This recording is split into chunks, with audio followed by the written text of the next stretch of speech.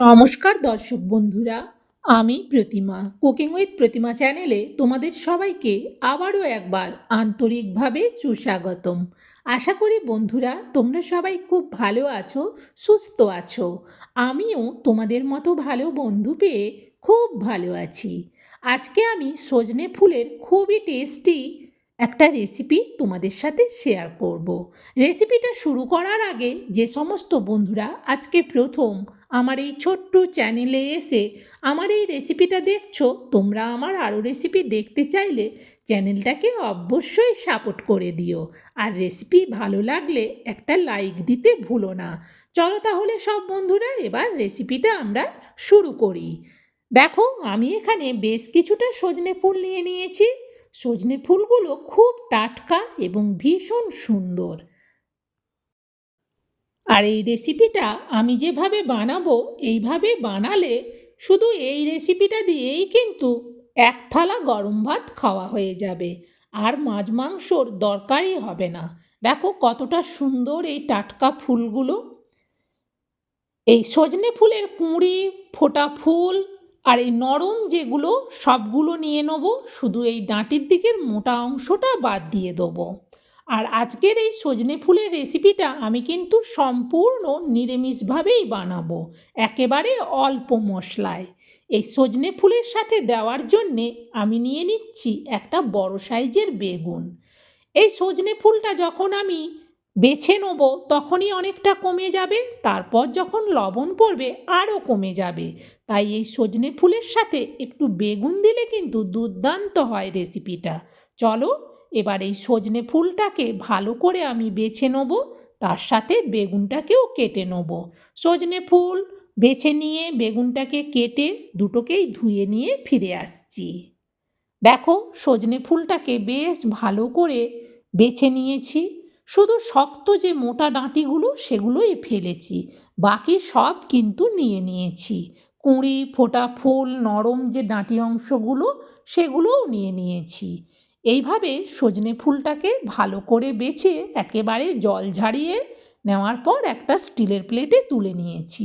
আর বেগুনকে দেখো মিডিয়াম সাইজের করে কেটেছি, খুব বেশি বড়ও রাখিনি, আবার ছোট ছোটও করিনি। এই মতো বেগুনগুলো হলেই কিন্তু এই ফুলের সাথে বেগুনটা বেশ একটু গোটা গোটা থাকবে, বেশ ভালো লাগবে খেতে। সজনে ফুল বাছাও হয়ে গেছে, ধোয়াও হয়ে গেছে, বেগুনও কাটা হয়ে গেছে। এবার রান্না করার জন্যে রেডি। চলো তাহলে যাই রান্নাঘরে। দেখো, গ্যাস জেলে কড়া বসিয়ে দিয়ে কড়াতে দিয়ে দিচ্ছি সরিষার তেল। এবার খুন্তি দিয়ে তেলটাকে কড়ার উপর পর্যন্ত চাড়িয়ে নিলাম। তেলটা বেশ ভালো করে গরম হয়ে গেছে। এখন এতে দিয়ে দিচ্ছি ফোড়ন হিসেবে গোটা জিরে, কালো জিরে আর রাঁধুনি মশলা। এই তিনটেকেই আমি তেলের মধ্যে দিয়ে দিলাম। এবার 2 মিনিট এগুলোকে ভেজে নেবো। গ্যাসের ফ্লেমটা কিন্তু আবার একেবারে লোতে করে দিয়েছি। লোতে করে দিয়ে ফোড়নটাকে ভেজে নেওয়ার পর দিয়ে দিচ্ছি এতে বেগুনগুলো। সব বেগুনগুলো একেবারে দিয়ে দিলাম। খুন্তি দিয়ে এবার উল্টে পাল্টে বেগুনগুলোকে নাড়াতে থাকবো। বেগুনগুলোকে বেশ ভালো করে ভেজে নিতে হবে।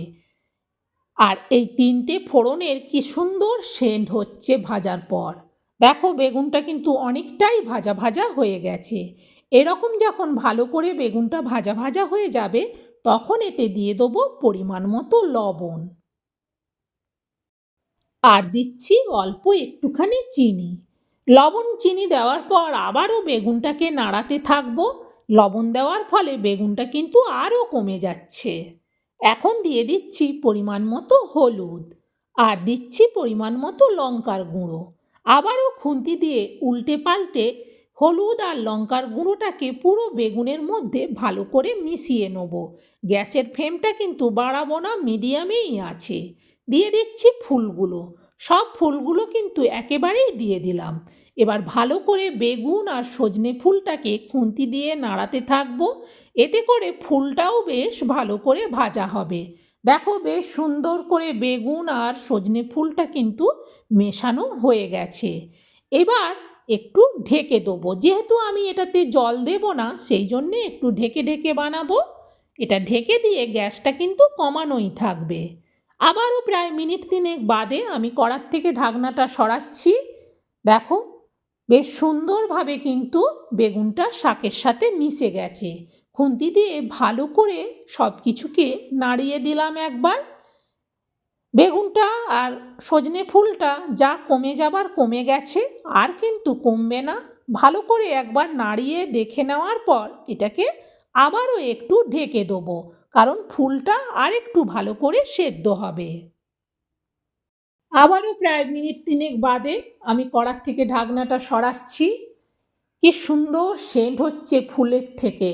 খুন্তি দিয়ে ভালো করে বেগুন আর ফুলটাকে নেড়ে দিলাম। দেখো একটুও আর জল জল ভাব নেই, সব কিন্তু সুন্দরভাবে হয়ে গেছে। এইভাবে বেগুন আর ফুল খুব সুন্দরভাবে যখন হয়ে যাবে, তখন এতে দিয়ে দেবো 1/2 চামচ জিরে গুঁড়ো। এইটা কিন্তু ভাজা জিরে গুঁড়োটা দিলাম। দেওয়ার পর একটু ভালো করে জিরে গুঁড়োটাকে সবের সাথে মিশিয়ে নিলাম। দেখো ফুল আর বেগুন মিশে গিয়ে কতটা সুন্দর দেখতে লাগছে রেসিপিটা, আর ভীষণ সুন্দর কিন্তু সেন্ট হচ্ছে। এইভাবে নামানোর আগে অবশ্যই একটু ভাজা জিরে গুঁড়ো দিয়ে নাবিয়ে নিতে হবে। নাবিয়ে আমি এই প্লেটের মধ্যে রাখছি। বন্ধুরা, এইভাবে বেগুন দিয়ে সম্পূর্ণ নিরামিষ সজনে ফুলের রেসিপি আমি তোমাদের সাথে শেয়ার করলাম। তোমাদের কেমন লাগলো সেটা অবশ্যই কমেন্টে জানিও। ভালো লাগলে একটা লাইক দিয়ে রেসিপি শেয়ার করার উৎসাহ বাড়িয়ে দিও। আর তোমরাও রেসিপিটা শেয়ার করে দিও, যাতে এইভাবে বেগুন দিয়ে সজনে ফুলের সম্পূর্ণ নিরামিষ রেসিপিটা সবাই বাড়িতে বানিয়ে নিতে পারে। এটা দিয়ে কিন্তু গরম ভাত খেতে দুর্দান্ত লাগে। বন্ধুরা, আজকের মতো সজনে ফুলের রেসিপি শেষ। আবার অন্য দিন অন্য রেসিপি নিয়ে চলে আসবো। তোমরা সবাই ভালো থেকো, সুস্থ থেকো। টাটা বন্ধুরা।